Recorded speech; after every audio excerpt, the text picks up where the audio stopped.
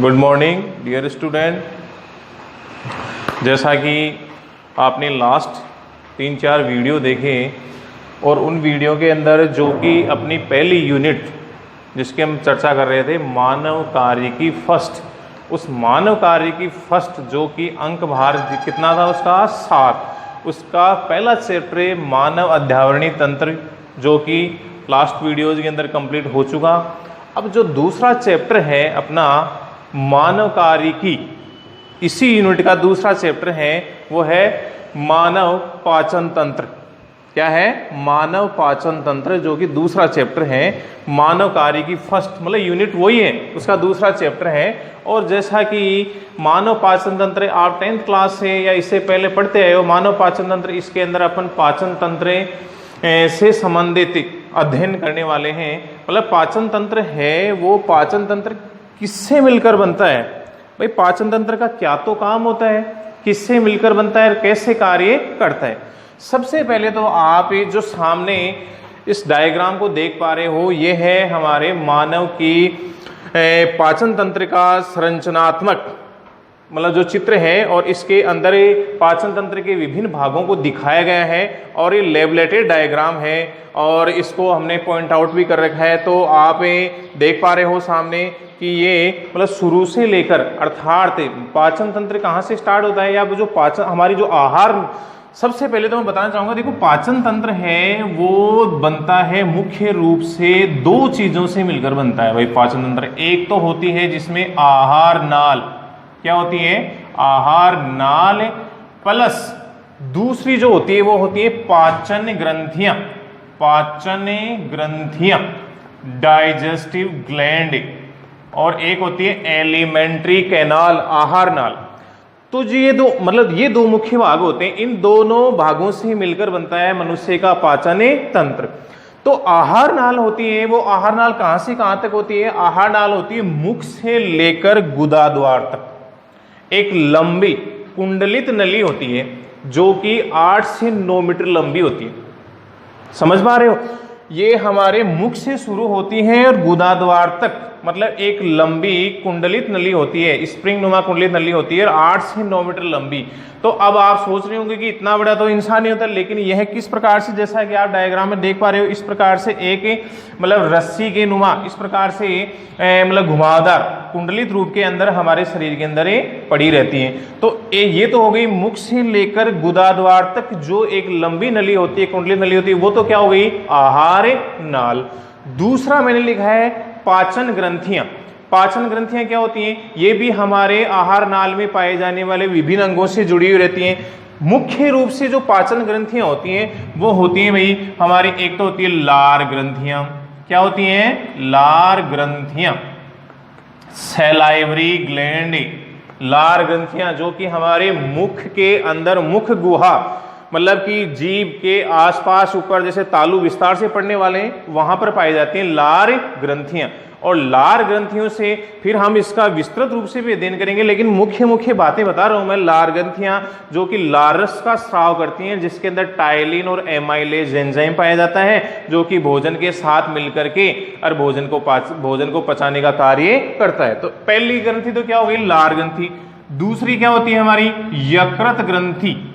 यकृत ग्रंथि मतलब मुख्य रूप से पाचन ग्रंथियां 3 ही होती हैं। पहली है लार ग्रंथि, दूसरी यकृत ग्रंथि जिसे अपन लीवर, हमारे शरीर की सबसे बड़ी ग्रंथि होती है। और ग्रंथियों के पार्ट के अंदर हमने 11th क्लास में पढ़ा था कि ग्रंथियां 3 प्रकार की होती हैं, अंतःस्रावी भी होती हैं, बहिस्रावी भी होती हैं, और एक क्या होती हैं? मतलब दोनों ही, मतलब अंतःस्राव के रूप में भी और बहिस्राव के रूप में भी, कहने का मतलब दोनों रूप से कार्य करती हैं। तो जो तीसरी ग्रंथि होती है ना, लार ग्रंथि, यकृत ग्रंथि और तीसरी ग्रंथि होती है, उसका नाम होता है अग्नाशय ग्रंथि। कौन सी ग्रंथि होती है? कौन सी ग्रंथि होती है बच्चों? अग्नाशय ग्रंथि। और अग्नाशय ग्रंथि से किस प्रकार, मतलब ये जो ग्रंथि होती है ना, वो अंतःस्रावी के रूप में भी कार्य करती है और बहिस्रावी के रूप में भी कार्य करती है। अंतःस्रावी के रूप में तो इसके द्वारा अग्नाशय रस का स्राव होता है। किसका स्राव होता है? अग्नाशय रस का, जिसमें ट्रिप्सिन, काइमोट्रिप्सिन मतलब विभिन्न प्रकार के एंजाइम पाए जाते हैं। और एक बहिस्रावी के रूप में यह किसका स्राव करती है? इंसुलिन और ग्लूकागोन। अच्छी तरीके से परिचित हो आप। 10वीं क्लास में भी था ये, 11th में भी था। तो अंतःस्रावी और बहिःस्रावी दोनों के रूप में कार्य करती है कौन? अग्नाशय ग्रंथि। तो इस प्रकार से हमारी 3 मुख्य रूप से पाचन ग्रंथियां हो जाती हैं। वो क्या हो जाती हैं? लार ग्रंथियां, यकृत ग्रंथि और अग्नाशय ग्रंथि। और इनका विस्तार से भी अध्ययन बाद में करेंगे। तो मैं कहा था मैं पहले कि पाचन तंत्र है, वो पाचन तंत्र मुख्य रूप से किनसे मिलकर बनता है? आहार नाल और पाचन ग्रंथियों से। अब भाई कहने का मतलब है भाई पाचन तंत्र की आवश्यकता क्यों होती है? भाई मनुष्य को पाचन तंत्र की आवश्यकता क्यों होती है, क्यों जरूरी है पाचन तंत्र? तो जैसा कि हमने देखा है कि जितने भी ऑल लिविंग्स प्राणी होते हैं, सजीव प्राणी होते हैं, उन सजीव प्राणियों को दैनिक कार्य करने के लिए या फिर कार्य करने के लिए ऊर्जा की आवश्यकता होती है। मतलब ऊर्जा जरूरी है। और वो ऊर्जा की पूर्ति किससे करता है? मतलब कि वो ऊर्जा प्राप्त करने के लिए भोजन करता है। क्या करता है भाई? वो भोजन ही करता है। और उस भोजन के रूप में विभिन्न प्रकार के अवयव हैं, जैसे कार्बोहाइड्रेट है, वसा है, प्रोटीन है, विटामिन्स हैं, मिनरल्स हैं, ये सब वो शरीर के अंदर ही लेता है। और फिर इनका क्या होता है? इनका पाचन होता है। मतलब अर्थात इनका ऑक्सीजन की उपस्थिति में क्या होता है? दहन होता है। कहने का मतलब जो भी कार्बोहाइड्रेट वगैरह होते हैं, वसा वगैरह होती हैं, वो ऑक्सीजन की उपस्थिति में इनका क्या होता है? दहन। और जिसके परिणाम स्वरूप मतलब जो श्वसन क्रिया होती है उसके परिणाम स्वरूप हमारे शरीर के अंदर लिए गए भोजन का क्या होता है भाई? दहन होता है। और उस दहन के परिणाम स्वरूप क्या बनती है? ऊर्जा बनती है। और इस ऊर्जा का उपयोग सजीव प्राणी है वो दैनिक क्रिया के अंदर जितने भी जो आवश्यक कार्य होते हैं उन आवश्यक कार्यों को करने के लिए करता है। तो कहने का मतलब है कि ये आप समझ गए होंगे कि एक तो पाचन तंत्र की आवश्यकता क्यों हुई भाई, मनुष्य को पाचन तंत्र क्यों जरूरी है? ऊर्जा प्राप्ति के लिए और लिए जाने वाले भोजन को पचाने के लिए। फिर दूसरी बात है भाई पाचन तंत्र किससे मिलकर बनता है? मतलब वह तंत्र जो आहार नाल तथा पाचन ग्रंथियों के माध्यम से बाहर से लिए जाने वाले जटिल पदार्थों का जलीय अपघटन कर उन्हें सरल पदार्थों के रूप में बदलने का कार्य करता है। वह तंत्र क्या कहलाता है? पाचन तंत्र कहलाता है। एक बार फिर से सुनेंगे। पाचन तंत्र वह तंत्र सजीवों में पाए जाने वाला वह तंत्र जो बाहर से लिए जाने वाले भोज्य पदार्थों का जलीय अपघटन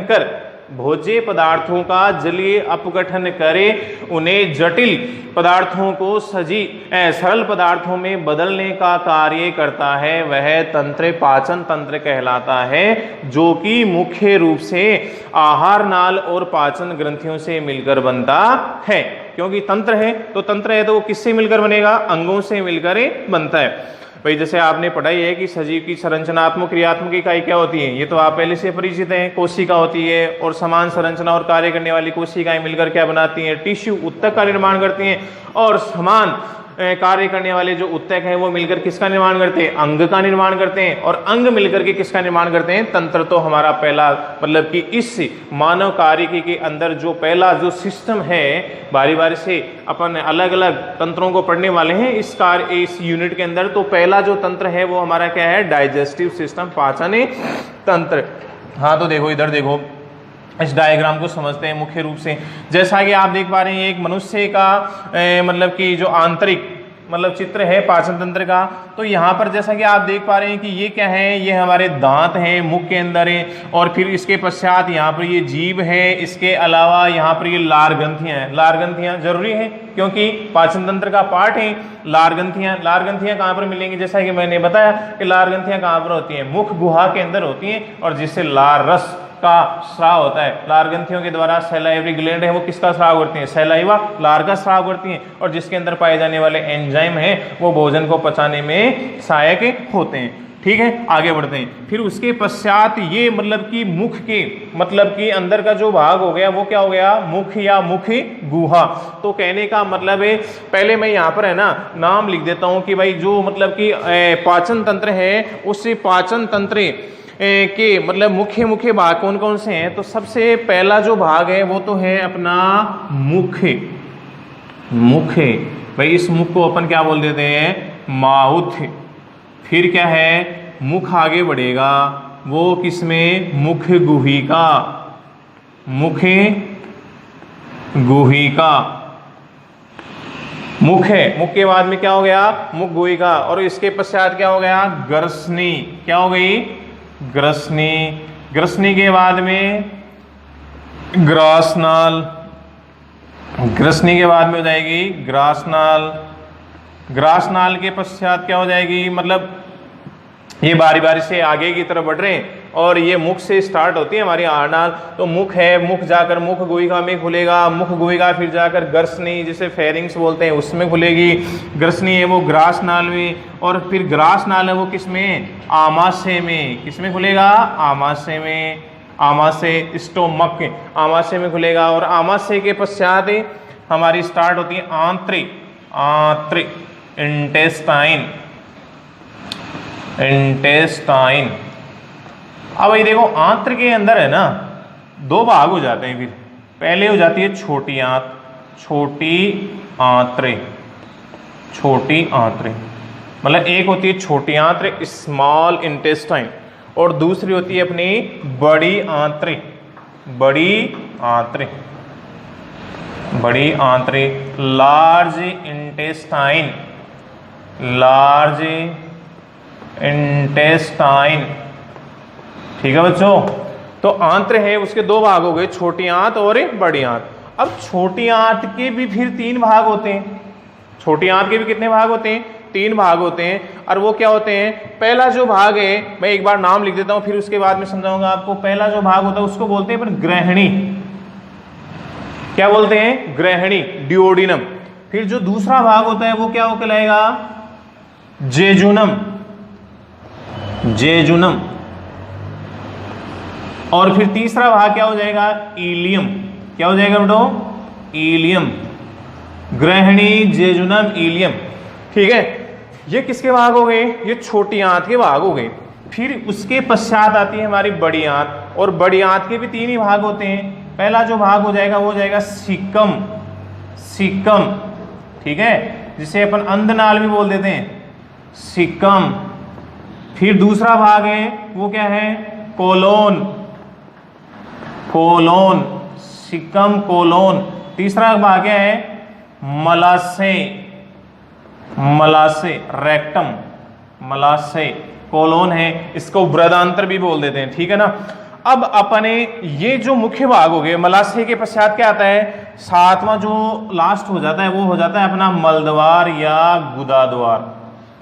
मलद्वार या गुदा द्वार। तो इस प्रकार से ये हमारे पाचन तंत्र के विभिन्न भाग हो गए। एक एक करके अपन इस डायग्राम के अंदर देखने वाले हैं और मुख्य रूप से इनका अध्ययन करने वाले हैं। मतलब एक बार तो मैं इनको बता दूंगा फिर विस्तार से करेंगे। तो यहाँ पर देखो ये मुख है, ये मुख स्टार्ट होता है, और ये मुख स्टार्ट होता है। सबसे पहली बात तो ये है कि जो मुख होता है वो मुख हमारे दो जो होठ होते हैं ना, एक ऊपरी होठ होता है और एक निचला होठ होता है, उससे मतलब कि जुड़े हुए रहते हैं। मुख है वो ऊपरी होठ और ओष्ठ, ओष्ठ भी बोल देते हैं, इसे लिप्स बोल देते हैं ना, तो वो ऊपरी और निचले ओष्ठों के द्वारा घिरा हुआ रहता है। क्या, हमारा मुख है।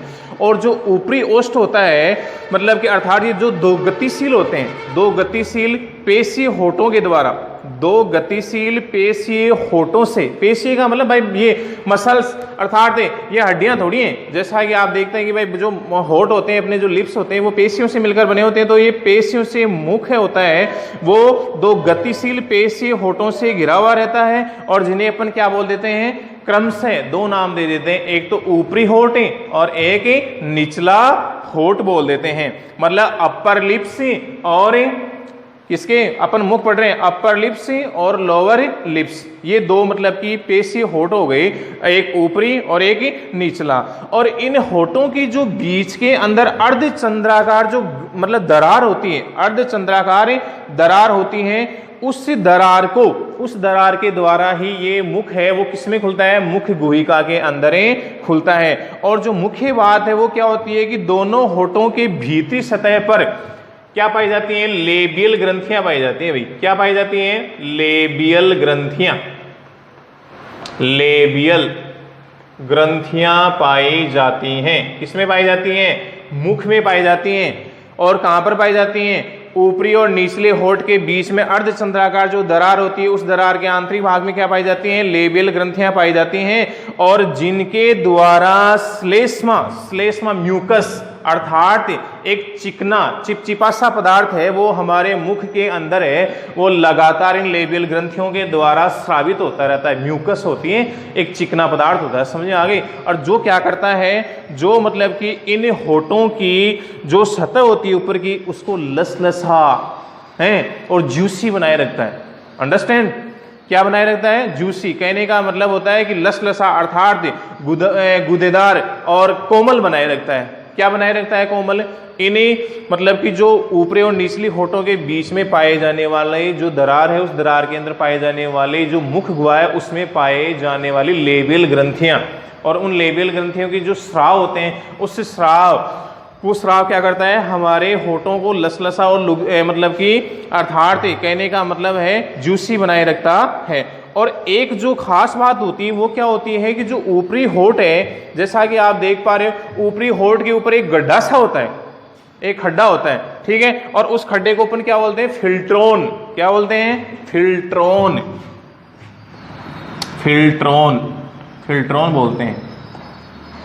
हाँ भाई, ये ऊपरी होठ के ऊपर ये गड्ढा सा पाया जाता है, इसको क्या बोलते हैं अपने? फिल्ट्रोन बोलते हैं। और ये फिल्ट्रोन है वो आगे कहां तक होता है? ये हमारे नाक तक ऊपर की तरफ फैला रहता है भाई गड्ढा, ऊपरी होठ के ऊपर ही पाया जाता है, जिसको अपन फिल्ट्रोन बोलते हैं। और यह हमारे नाक तक ऊपर तक मतलब कि ये जुड़ा हुआ रहता है। और जो होठ होते हैं इसके अलावा, क्योंकि अपन मुख पढ़ रहे हैं, तो मुख के अंदर की जो मतलब कि संरचना हो, जो होठ होते हैं बाहर की तरफ पाए जाने वाले, वो मुख को किसका काम करते हैं? खोलने और बंद करने का कार्य करते हैं। और इसके अलावा भोजन को निगलने में सहायता करते हैं। तो भाई ये था बच्चों हमारा पहला भाग। किसका? पाचन तंत्र का पहला भाग क्या था? मुख था। और जिसके अंदर आपको मुख्य रूप से ना कौन कौन सी चीजों को याद रखना है कि भाई जो मुख है वो बाहरी रूप से देखने पर दो होठों द्वारा घिरा रहता है, और जिनको अपने दो नाम दे देते हैं, एक ऊपरी होठ और एक निचला होठ। और इन दोनों होठों के बीच में जो अर्धचंद्राकार जो दरार पाई जाती है, उसके द्वारा यह अंदर की तरफ खुलता है। और अंदर की तरफ क्या पाई जाती हैं? लेबियल ग्रंथियां पाई जाती हैं। और जिनका जो स्राव होता है उसको क्या बोलते हैं अपन? म्यूकस बोलते हैं, श्लेष्मा बोलते हैं। और जिसका काम क्या होता है? हमारे होठों को लसलसा और चिकना बनाए रखने का कार्य होता है। और इसके बाद में एक नई बात क्या थी? नई बात ये थी कि जो ऊपरी होठ होता है, उस ऊपरी होठ के ऊपर, जो कि सबके मतलब कि आप मिरर के अंदर देख सकते हो, किसी के अंदर ज्यादा होता है, किसी के अंदर कम होता है, एक गड्ढा सा होता है ऊपरी होठ, इसको अपन क्या बोल देते हैं? फिल्ट्रोन बोल देते हैं। क्या बोल देते हैं? फिल्ट्रोन बोल देते हैं।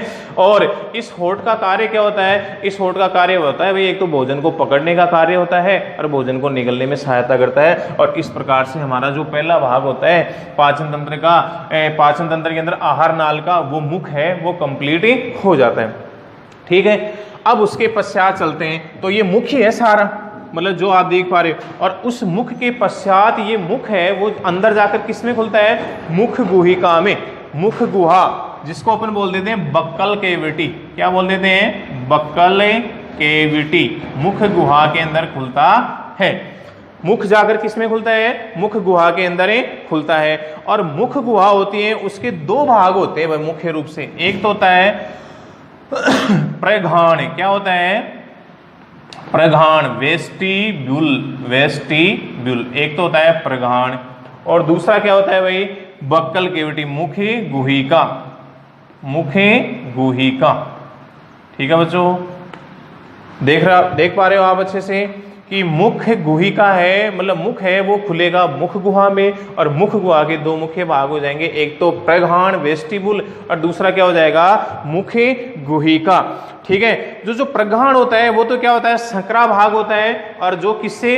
होठों से, गाल और दांतों से घिरा हुआ रहता है। और जो मुख्य गुहिका होती है, उस मुख गुहिका के अंदर मुख्य रूप से मतलब कि जबड़े पाए जाते हैं। मुख गुहा, मुख के अंदर का जो भाग होता है अर्थात बक्कल केविटी जिसको बोलते हैं, वो मुख गुहा मुख्य रूप से किससे मतलब कि घिरी हुई रहती है? ऊपरी और निचले जबड़े से।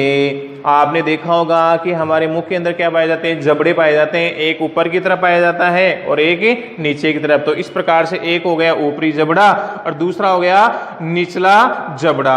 अब मुख गुहा के अंदर और क्या क्या बात होती है, और होते हैं तालु, तालु बोलते हैं जिसको, पेलेट्स, PALATE, पेलेट्स। और जो क्या काम करते हैं, मुख गुहा की छत का निर्माण करते हैं, मुख गुहा की छत। तालु भाई आपने मुख को एक बार खोल कर देखना, देखो मुख के ऊपर की तरफ क्या होती है, छत सी होती है ना जो मुख गुहा की, उसको अपन क्या बोल देते हैं, तालु बोल देते हैं। ऊपरी, अरे ऊपरी तालवो निचलो तालवो बोला आप, हाँ, तो ये मतलब तालु हो गया, ऊपरी तालु और निचला तालु। तो और इसको अपन मुख गुहा की छत भी बोल देते हैं। अब मुख गुहा है ना, यहाँ पर आप चित्र के अंदर देखो, ये मुख गुहा जैसे नीचे की तरफ आ रही है ना, इधर देखो, तो यहाँ पर दो मुख्य भाग हो रहे हैं, एक तो श्वसन मार्ग और दूसरा क्या होता है अपना पाचन का मार्ग। तो ये दोनों जुड़े ही रहते हैं। तो श्वसन मार्ग के अंदर तो ये क्या है, आप देख पा रहे श्वास नली है, ये श्वास नली अपने ट्रेकिया, जो कि अपन श्वसन तंत्र के अंदर पढ़ने वाले हैं बाद में। तो ये जो श्वास नली है ना, ये श्वास नली के अंदर सी आकार की उपास्तिकल छल्ले, ये जो एक तो मुख्य श्वसनी हो गई और फिर ये जाकर के दो भागों में बढ़ गई श्वसनिका। तो ये श्वसन तंत्र का पार्ट है, लेकिन मैं यहाँ पर ये बताना चाहूंगा कि ये जैसे ही मुख गुहा के अंदर का जो संकरा भाग होता है ना, जो आगे दरार के रूप में निकलता है, वो वहां पर है ना दो भाग जुड़े हुए रहते हैं, एक श्वसन मार्ग और एक पाचन का मार्ग। तो जो श्वसन मार्ग है उसको तो अपन पढ़ने वाले हैं श्वसन तंत्र के अंदर। बात करते हैं पाचन मार्ग की, तो पाचन मार्ग के अंदर ये क्या हो गई अपनी, मतलब कि जैसे ही हमारे मुख गुहा से नीचे की तरफ ये दरार के रूप में ये पतली नली होती है ना, उसको बोलते हैं अपन गर्सनी। क्या बोलते हैं, गर्सनी बोलते हैं। और फिर वो गर्सनी जाकर के किसमें खुलती है, ग्रसिका या फिर ग्रासनाल और इसोफेगस है। एक प्रकार की ये क्या होती है भाई, फूड पाइप होती है, मतलब कि भोजन को ऊपरी भाग से निचले भाग तक पहुंचाने वाली एक पतली नली होती है और इसके अंदर कोई पाचन का कार्य नहीं होता है। जैसा कि मुख गुहा में जरूर पाचन का कार्य होता है भाई, दांतों के द्वारा, जीभ के द्वारा, भाई दांत आगे अपन पढ़ने वाले हैं। मुख गुहा के अंदर जो दांत होते हैं ना, उन दांतों के द्वारा भोजन को भाई कोई काटने का, कोई चबाने का, कोई कुतरने का, ये सब कार्य करते हैं। वैसे ही लार भी सहयोग करती है अपना, लेकिन आगे जैसे ही भोजन लसलसा और लुब्धिनुमा बन जाता है, जिसको अपन क्या बोल देते हैं, बोलस। वो बोलस जैसे नीचे उतरता है ना, तो मैं बताना चाहूंगा कि ये बोलस जैसे नीचे उतरता है तो सीधा इस नली के द्वारा आमाशय में चला जाता है। तो कहने का मतलब यहाँ पर ग्रसनी और ग्रसिका का कोई कार्य हुआ क्या, नहीं होता है। क्यों, क्योंकि यह एक प्रकार की क्या है, फूड पाइप है, भोजन की नली है। तो मैं कहा था, मैं था कि भाई जो मुख गुहिका होती है, उस मुख गुहिका के अंदर मतलब दो प्रकार के तालु होते हैं, एक तो ऊपरी तालु और एक निचला। तो एक तो होता है कठोर और एक क्या होता है, कोमल। मतलब दो प्रकार के तलुए होते हैं, एक कोमल है और एक कठोर। तो जो कठोर होता है, तो कठोर है, नाम ही कठोर है, तो कठोर है कहने का मतलब किससे बनेगा, अस्थियों से निर्मित होता है। किससे होता है, अस्थियों से। और जो कोमल है, वो कोमल किससे होता है, संयोजी उत्तकों से निर्मित होता है। तो इस प्रकार से हमारी मुख गुहा के अंदर कितने मतलब कि जबड़े हो गए, दो जबड़े हो गए, ऊपरी जबड़ा और निचला जबड़ा। और जबड़ों के ऊपर की तरफ जो छत का निर्माण करते हैं वो क्या हो गए, तालु।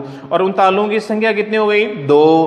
पहला कौन सा, मतलब कि कठोर तालु। कठोर तालु कठोर क्यों है, क्योंकि अस्थियों से निर्मित है। कोमल तालु क्यों है, क्योंकि संयोजी उत्तकों से निर्मित है। अच्छा, एक बात और, जो कठोर तालु होता है, उस कठोर तालु के अंदर नेजोपेलेटाइन अस्थियां पाई जाती है। नेजोपेलेटाइन अस्थियां, ये भी अपन कहाँ पढ़ने वाले हैं, श्वसन तंत्र के अंदर विस्तार से पढ़ेंगे। नेजोपेलेटाइन मतलब अस्थियां होती हैं, उस नेजोपेलेटाइन अस्थियों के अंदर घ्राण संवेदी अंग पाए जाते हैं। घ्राण संवेदी अंग, सेंसरी ऑर्गन, मतलब घ्राण संवेदी अंग, मतलब घ्राण का कार्य, गंध का कार्य, मतलब गंध का ज्ञान कराने वाले किसमें पाए जाते हैं भाई, हमारे जो तालु होते हैं, उस तालुओं के अंदर जो कठोर तालु होता है, उस कठोर तालु के अंदर नेजोपेलेटाइन मतलब कि अस्थियां पाई जाती हैं। और उनके ऊपर नेजोपेलेटाइन जो अस्थियां होती हैं, अर्थात जो नलिकाएं होती हैं, उनके ऊपर घ्राण संवेदी अंग पाए जाते हैं। घ्राण संवेदी अंग,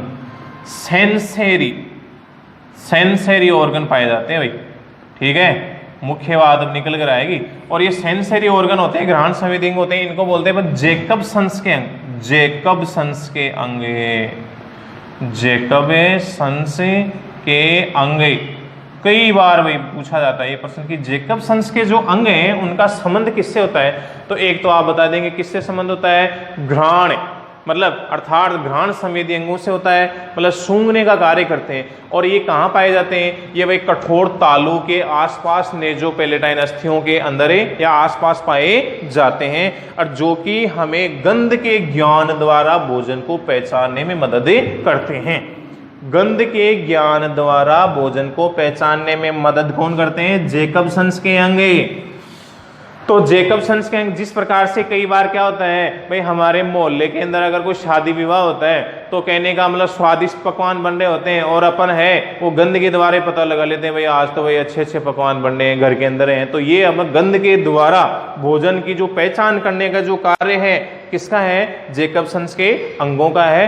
कहाँ है जेकबसन्स के अंग, मुख गुहा। मुख गुहा के अंदर कहाँ, ऊपरी जबड़े, और ऊपरी जबड़े के अंदर कहां पर एक कठोर जो तालू है उस तालू के अंदर पाए जाने वाले नेजोपेलेटाइन जो नलिकाएं हैं उन नलिकाओं के आसपास पाए जाने वाले जो अंग हैं वो है जेकबसन्स के अंग।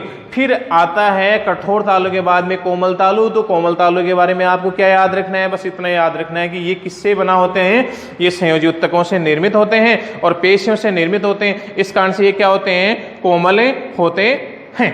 ठीक है। फिर मुख गुहिका के अंदर एक मतलब जो अगला भाग आएगा वो क्या आएगा, अपनी जीभ। क्या आता है भाई, जीभ आती है। तो जीभ है, जैसा कि आपने देखा होगा कि भाई जीभ का कार्य क्या होता है, जीभ का कार्य होता है एक तो कहने का मतलब भाई इसके ऊपर पाए जाने वाले जो बड्स हैं, कहने का मतलब है अर्थात जो मतलब कि स्वाद कलिकाएं हैं, बड्स हैं, स्वाद कलिकाएं, वो एक तो हमें स्वाद का ज्ञान कराती हैं। जीभ के ऊपर पाई जाने वाली, एक बार है ना मैं आपको थोड़ा सा डायग्राम के द्वारा समझा देता हूँ। इधर है मतलब जीभ का जो मतलब डायग्राम है वो मतलब ज़्यादा नहीं, लेकिन इस प्रकार से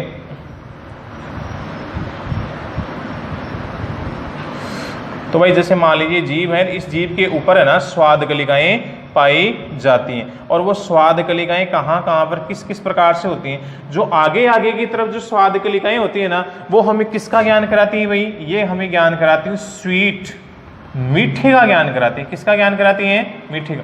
आगे आगे का जीभ का जो आगे आगे का भाग होता है वो किसको ज्ञान कराता है, मीठे, मतलब अर्थात जो भी अपन भोजन के दौरान खट्टे मीठे कड़वे उन पदार्थों को जो भी ग्रहण करते हैं तो उनके अंदर जो स्वाद कलिकाएं होती हैं जो कि जीभ के ऊपर पाई जाती हैं, वो स्वाद कलिकाएं हमें किसका ज्ञान कराती हैं, आगे वाला जो भाग है जीभ के आगे आगे वाला भाग किसका ज्ञान कराता है, मीठे का ज्ञान कराता है। ठीक है। और पीछे पीछे का भाग किसका ज्ञान कराता है, बिटर, बिटर का मतलब कड़वे स्वाद का ज्ञान कराता है। ठीक है। और इसके अलावा जो साइडों वाले होते हैं ना, ये इस प्रकार से मतलब ये साइडों वाले जो भाग होते हैं, बीच वाले भाग अर्थात मध्य का भाग मान लो आप, ये किसका ज्ञान कराता है, सावर, मतलब खट्टे पदार्थों का। समझ में आ गई बात। इस प्रकार से तीन स्वाद हो गए। और जीभ का तो ये कार्य होता है, एक तो इनके ऊपर पाई जाने वाली स्वाद कलिकाएं हैं वो स्वाद का ज्ञान कराती हैं, और एक इसके द्वारा क्या होते हैं भाई, भोजन को मुख गुहा के अंदर फिराने का, घुमाने फिराने का कार्य भी जीभ का होता है। भाई जीभ के माध्यम से अपन क्या करते हैं, मुख गुहा के अंदर भोजन को इधर उधर मतलब आगे पीछे इस प्रकार से मतलब घुमाने का कार्य करते हैं। और मुख गुहा के अंदर कहने का मतलब जो लार, जो कि लार ग्रंथि से स्रावित होती है, वो उसके अंदर मिल करके और फिर लसलसा लुगदिनुमा बनाती है। तो जीभ का मुख्य कार्य क्या होगा, जीभ के अंदर पाई जाने वाली जो स्वाद कलिकाएं होती हैं, और स्वाद कलिकाओं के अंदर जो मतलब कि ये होती हैं फंजीफोरम पेपिला, मतलब कि चार प्रकार के होते हैं हमारे पेपिला या स्वाद कलिकाएं, चार प्रकार की होती हैं। एक होती है सर्कमवेलेट पेपिला, सर्कमवेलेट पेपिला में यहां पर लिख देता हूं सर्कमवेलेट पेपिला, सर्कमवेलेट पेपिला। और एक होती हैं फंजीफोरम, और एक होती हैं फिल्लीफोरम। क्या होती हैं, फिल्लीफोरम, फिल्लीफोरम, फिल्लीफोरम पेपिलार। एक होती है फोलिएट। तो कहने का मतलब चार नाम हो गए, याद हो गए आपके। पहला है सर्कमवेलेट, सर्कमवेलेट, दूसरा है फंजीफोरम, तीसरा है फिल्लीफोरम, चौथा है फोलिएट। तो एक याद रखना, अपवाद स्वरूप एक्सेप्शन कहने का मतलब मनुष्य के अंदर फोलिएट स्वाद कलिकाओं का क्या होता है, अभाव होता है।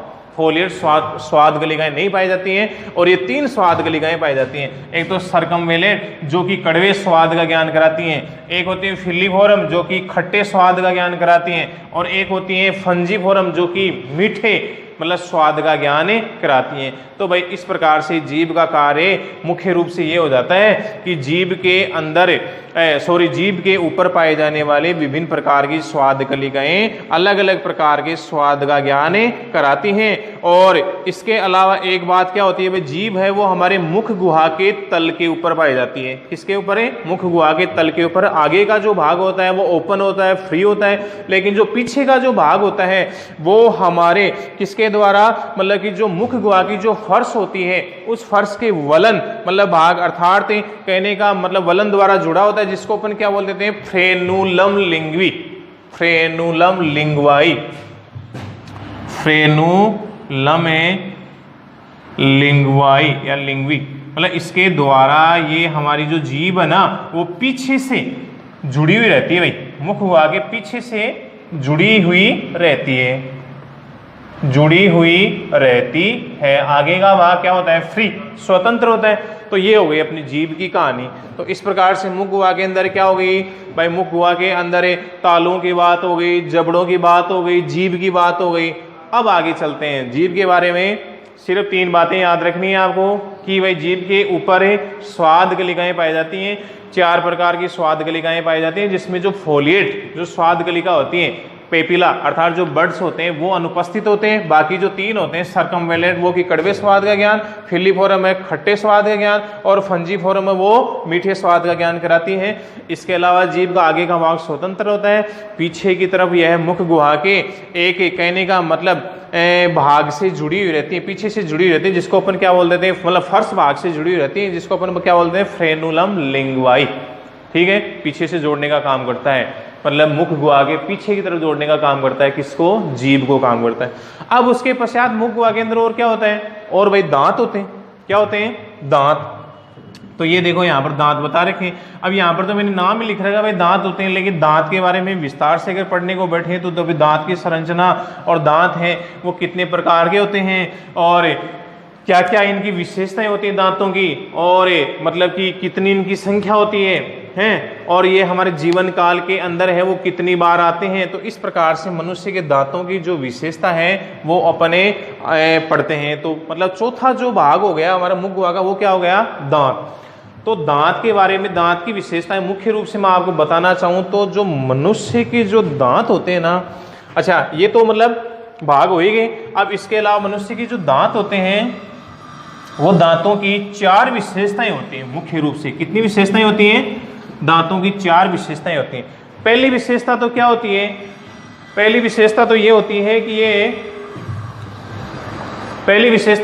ये कैसे होते हैं? मतलब कि ग्रतदंती होते हैं। कैसे होते हैं? ग्रतदंती। दांतों की विशेषताएं,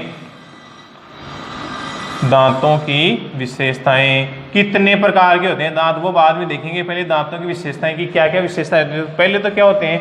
ग्रतदंती होते हैं। ग्रतेदंती, थीकोडोंट, थीकोडोंट। मनुष्य के दांत कैसे होते हैं? ग्रतदंती होते हैं। दूसरा क्या होते हैं? विषमदंती होते हैं। विषमदंती, विषमदंती। Heterodont, heterodont. अच्छा जी, तीसरी विशेषता क्या होती है? द्विबारदंती, द्विबारदंती। डाइफ्यूडोंट। कौन से डोंट? डाइफ्यूडोंट, द्विबारदंती। डाइफ्यूडोंट, द्विबारदंती। तो पहले तो इनकी मीनिंग समझ लो आप। ग्रतदंती मतलब ये मनुष्य के दांत की 3 विशेषताएं हैं, दांत के प्रकार नहीं है ये। मनुष्य के दांत की 3 प्रकार की विशेषताएं होती है कि इस प्रकार के दांत होते हैं मनुष्य के। मतलब कि दांतों के जो प्रकार है ना भाई, दांत 4 प्रकार के होते हैं, वो बाद में देखेंगे अपन। कृतनक, रदनक, अग्र चवर्णक और चवर्णक।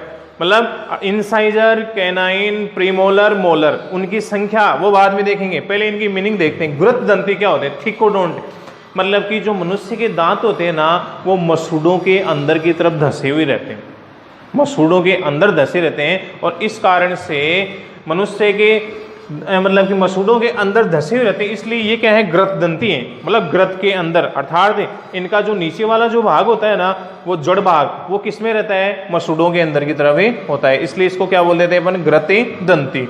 अच्छा, दूसरा क्या है, विषम दंती। विषम दंती क्या है, विषम दंती एक होता है सम और एक होता है विषम, मतलब हमारे जो मनुष्य के अंदर पाए जाने वाले जो दांत हैं वो भाई उनकी संरचना है वो एक समान नहीं होती, कोई छोटे होते हैं, कोई बड़े होते हैं, ठीक है, और कहने का मतलब है कोई ज़्यादा नुकीले होते हैं। तो ये एक समान दांत नहीं होने के कारण से दूसरी विशेषता क्या हो गई, विषम दंती हो गई। भाई दांतों की जो संरचना है वो क्या होती है, एक समान नहीं होती, अलग अलग होती है। फिर उसके बाद बात आती है, तीसरी बात आती है, वो आती है द्विबार दंती। द्विबार दंती मतलब कि जीवन काल के अंदर, मनुष्य के जीवन काल के अंदर जो दांत होते हैं वो कितनी बार आते हैं मनुष्य के अंदर, 2 बार आते हैं। एक बार आते हैं जो कि दूध के दांत होते हैं और वो फिर मतलब कि गिर जाते हैं, उसके पश्चात स्थायी दांत आते हैं, और इसलिए दांत कैसे हो गए, द्विबार दंती हो गए। तो ये 3 विशेषताएं हो गई, ग्रथ दंती, विषम दंती और द्विबार दंती। अब अपने नेक्स्ट वीडियोज के अंदर इन्हें दांत के एक तो संरचना और एक दांत के बारे में, मतलब दांत के जो प्रकार हैं उनकी संख्या है, मतलब स्थायी दांत कितने होते हैं भाई, जिनकी संख्या 20 होती है, और जो मतलब स्थायी दांत होते हैं 32 होते हैं, अस्थायी दांत होते हैं वो क्या होते हैं, 20 होते हैं, जिसे मिल्क टीथ या दूध की दांत भी बोलते हैं। तो इन सब के बारे में, दांतों के प्रकार, दांतों की संरचना, इन सब के बारे में अपन अगले वीडियो के अंदर विस्तार से पढ़ेंगे। उम्मीद करता हूँ कि आपको अच्छे से समझ में आया होगा। और जैसा कि मैंने आपको पहले वीडियो के अंदर भी बताया था कि भाई जो आपके जो नोट्स हैं वो आप किस प्रकार से तैयार करेंगे, तो मैं आपको मतलब कि PDF बना के वो, और जो अपने मतलब ग्रुप वगैरह होते हैं, जो हमारे स्कूल के जो ग्रुप मतलब कि बायो का जो ग्रुप है उसके अंदर, या बच्चों तक किसी भी प्रकार से अपने पहुंचा दे देंगे। और आप तो अच्छे से एक तो इनको रीड किया करो, समझा करो और ध्यान से पढ़ा करो। धन्यवाद।